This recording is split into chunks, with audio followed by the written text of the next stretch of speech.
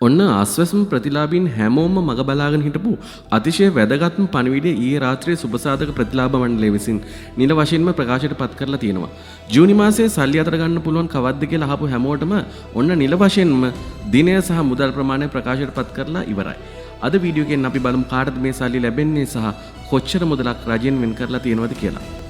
සුබසාධක ප්‍රතිලාභ මණ්ඩලය නිල වශයෙන්ම ප්‍රකාශ කරන්නේ අස්වැසුම සුබසාධක ප්‍රතිලාභ යෝජනා ක්‍රමයේ පළමු අදියරටදී සුදුසුකම් ලැබූ ප්‍රතිලාභීන් සඳහා ජූනි මාසයට අදාළ දීමනා ගෙවීම් අද ඒ කියන්නේ ජූනි මාස 18 වෙනිදා සිට සිදු කිරීමට සියලුම කටයුතු සූදානම් කරලා තියෙනවා කියන එකයි. ඒ අනුව අද දින සිට අදාළ ප්‍රතිලාභීන්ට Tamanගේ අස්වැසුම බැංකු ගිණුම් හරහා කිසිදු බාධාවකින් තොරව මේ මුදල් ලබා ගැනීමට සම්පූර්ණ හැකියාව පවතිනවා.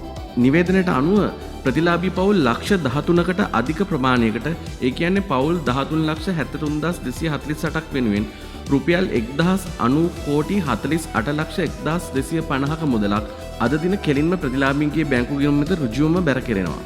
මේ පිළිබඳව විශේෂ නිවේදනයක් නිකුත් කරමින් සුබසාධක ප්‍රතිලාභ මණ්ඩලයේ සභාපති නිමල් කොටවලගෙදර මහතා විශේෂයෙන්ම මතක් කර සිටින්නේ මෙම ගෙවීම් කටයුතු සිදු කරනු ලබන්නේ අස්වැසුම පළමු අදියරේ ප්‍රතිලාභීන් වෙනුවෙන් පමණක්ම බවයි.